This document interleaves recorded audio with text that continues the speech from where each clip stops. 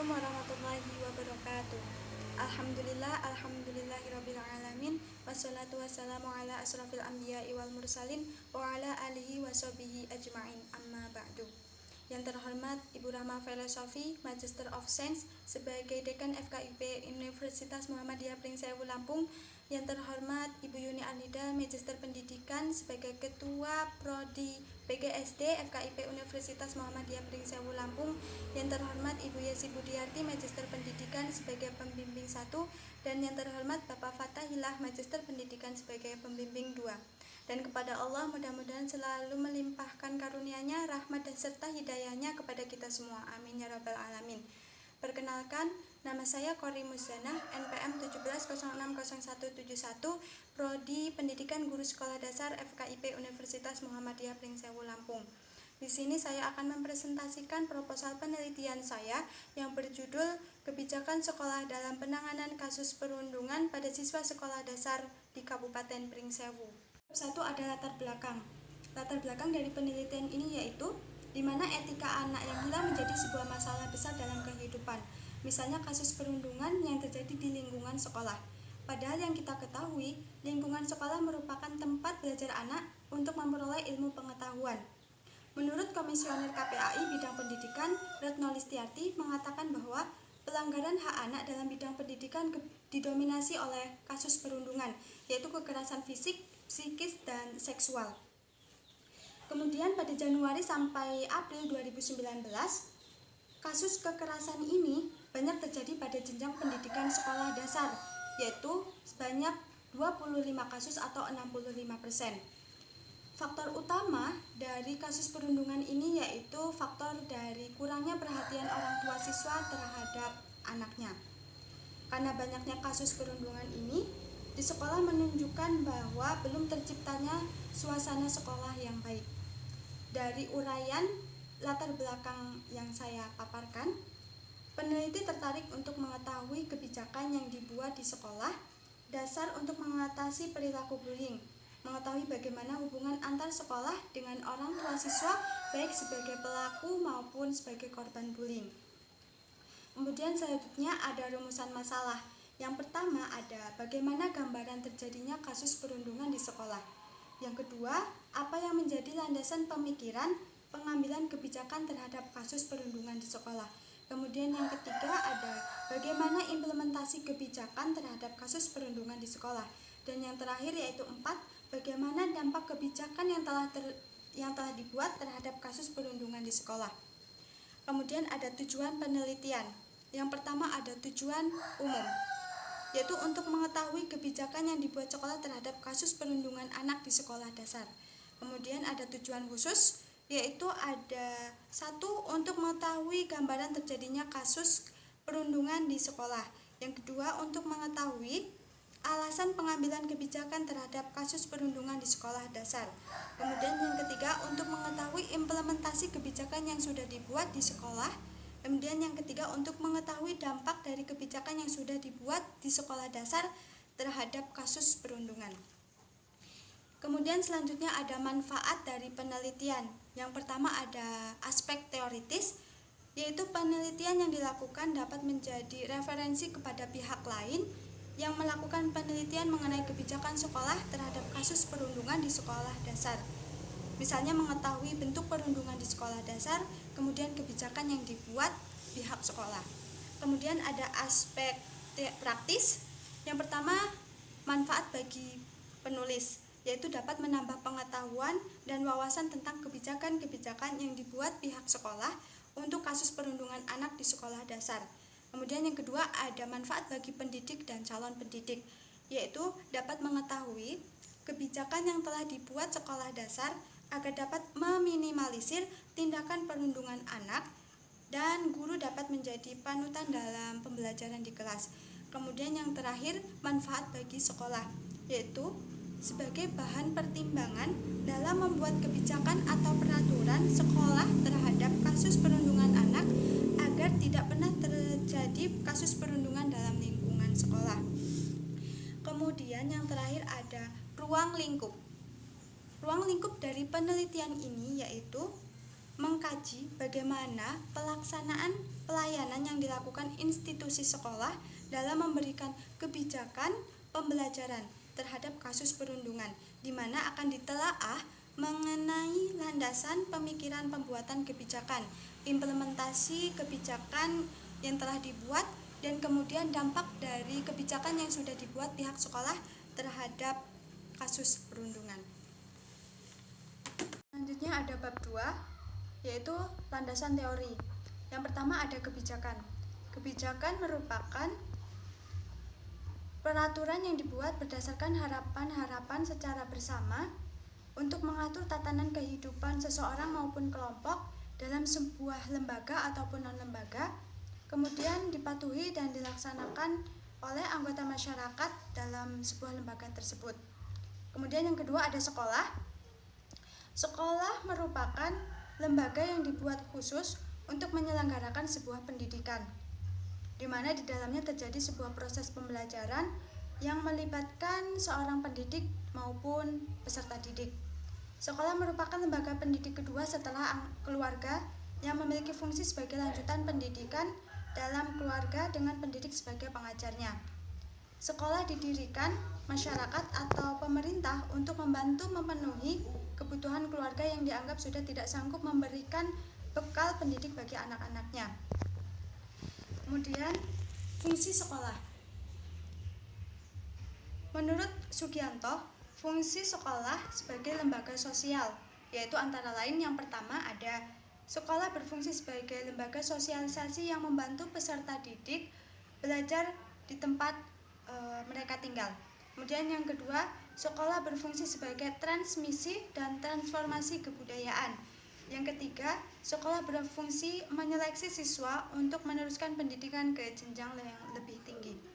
Kemudian tujuan sekolah, berdasarkan tujuan pendidikan nasional, tujuan pendidikan sekolah berdasarkan jenjang dan jenisnya, yaitu yang pertama ada pendidikan prasekolah. Mempunyai tujuan membantu membentuk mengarahkan perkembangan sikap pengetahuan, keterampilan maupun daya cipta dari peserta didik untuk menyesuaikan diri terhadap lingkungan, pertumbuhan, dan perkembangan. Yang kedua, pendidikan dasar. Yang pertama ada memperkuat dasar keimanan dan ketakwaan kepada Tuhan Yang Maha Esa. Yang kedua, membiasakan diri untuk berperilaku baik. Kemudian yang ketiga, memberi pengetahuan dan keterampilan dasar. Yang keempat, memelihara kesehatan jasmani maupun rohani. Yang kelima, memberikan kemampuan untuk belajar. Kemudian yang keenam, memberi kepribadian yang mantap dan mandiri kepada peserta didik. Kemudian untuk pendidikan menengah, mempunyai beberapa tujuan, yaitu yang pertama ada menambah pengetahuan peserta didik untuk melanjutkan pendidikan ke jenjang yang lebih tinggi. Kemudian yang kedua ada meningkatkan kemampuan peserta didik yang merupakan anggota masyarakat untuk menjalin hubungan timbal balik dengan lingkungan sosial, budaya maupun di lingkungan sekitarnya. Kemudian untuk pendidikan tinggi memiliki beberapa tujuan, yaitu yang pertama menyiapkan siswa menjadi anggota masyarakat yang memiliki kemampuan akademik dan profesional, kemudian diterapkan, dikembangkan, dan menciptakan sebuah ilmu pengetahuan, teknologi, dan kesenian. Yang terakhir, mengembangkan dan menyebarluaskan ilmu pengetahuan dan teknologi dan kesenian dan upaya penggunaannya untuk meningkatkan taraf hidup masyarakat dan memperkaya budaya nasional yang ada di Indonesia. Yang ketiga yaitu perundungan atau yang biasa dikenal dengan bullying. Menurut Carney Merrill, bullying merupakan sebuah perilaku pengulangan dari tindakan agresi, intimidasi kepada korban yang memiliki kekuatan lebih lemah dibanding pelaku, baik secara fisik, mental, kekuatan sosial, psikologis, maupun faktor-faktor lainnya. Kemudian menurut Always memberi pendapat bahwa perilaku bullying yaitu tindakan negatif yang dilakukan secara berulang hingga korban merasa tertindas. Misalnya melakukan pemukulan, memalak, menggosip, menggunjing, maupun menggosipinya. Kemudian peran dalam perundungan. Yang pertama ada bullies atau pelaku dari kasus bullying. Siswa secara emosionalnya atau menggunakan fisiknya untuk melukai temannya secara berulang. Pelaku bullying selalu menampakkan psikososialnya yang negatif daripada korban.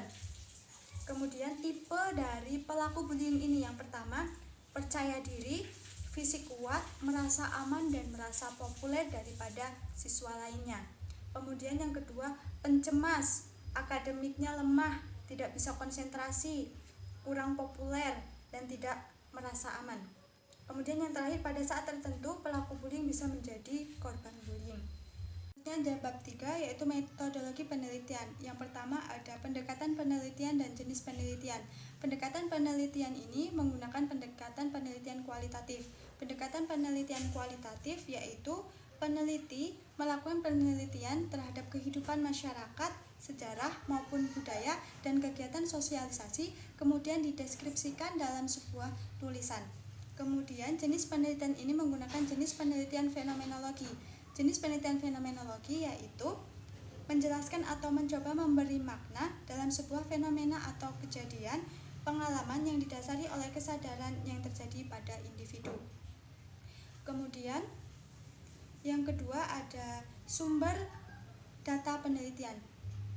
Yang pertama ada sumber data primer. Sumber data primer ini dikumpulkan secara langsung oleh peneliti dari sumber pertama. Sumber data primer ini meliputi kepala sekolah, wali kelas, orang tua, dan siswa di SD di Kabupaten Pringsewu. Kemudian ada sumber data sekunder. Sumber data sekunder yaitu merupakan sumber penunjang dari sumber pertama. Bisa berupa dokumen, internet maupun buku penunjang lainnya. Kemudian objek penelitian dari proposal yang dibuat. Objek penelitian ini yaitu kebijakan sekolah yang dibuat untuk penanganan kasus bullying pada sekolah dasar di Kabupaten Pringsewu. Kemudian ada subjek penelitian.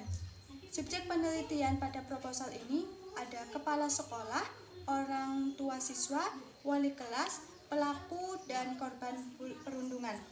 Kemudian metode pengumpulan data. Yang pertama ada metode wawancara, metode observasi, dan metode dokumentasi.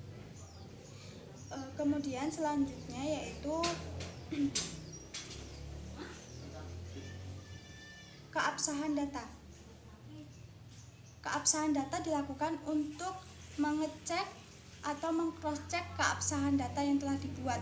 Cara mengecek keabsahan data ini yaitu dengan triangulasi.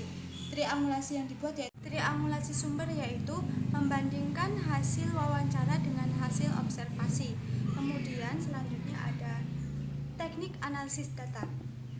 Teknik analisis data yaitu cara mencari data, hasil penelitian berupa observasi, wawancara, dan lainnya disusun secara sistematis, bertujuan untuk meningkatkan pemahaman penelitian mengenai permasalahan yang sedang diteliti. Teknik analisis data yang pertama ada reduksi data, penyajian data, dan penarikan kesimpulan. Reduksi data yaitu proses memilih, memusatkan perhatian pada penyederhanaan, pengabstraan, dan transformasi data, kemudian muncul catatan-catatan tertulis lapangan. Kemudian penyajian data yaitu disusun untuk kemudian penarikan kesimpulan dan mengambil sebuah tindakan. Yang terakhir yaitu penarikan kesimpulan.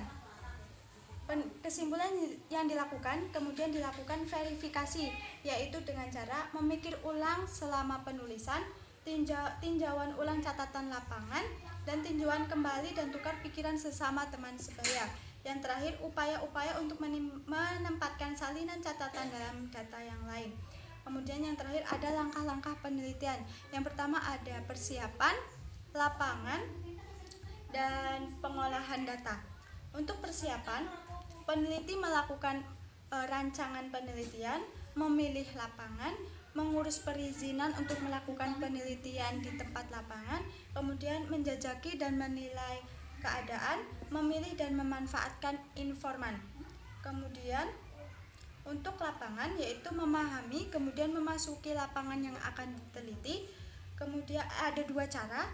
Yang pertama ada terbuka, yaitu di mana peneliti berinteraksi secara terbuka dengan orang, dan latar tertutup di mana peneliti berinteraksi secara langsung dengan orang. Penampilan penyesuaian dengan tempat lapangan. Kemudian ada pengolahan data, yaitu ada reduksi data, analisis data, dan mengambil kesimpulan atau verifikasi. Sekian dari presentasi proposal saya. Mohon maaf apabila terdapat kesalahan. Saya akhiri. Wassalamualaikum warahmatullahi wabarakatuh.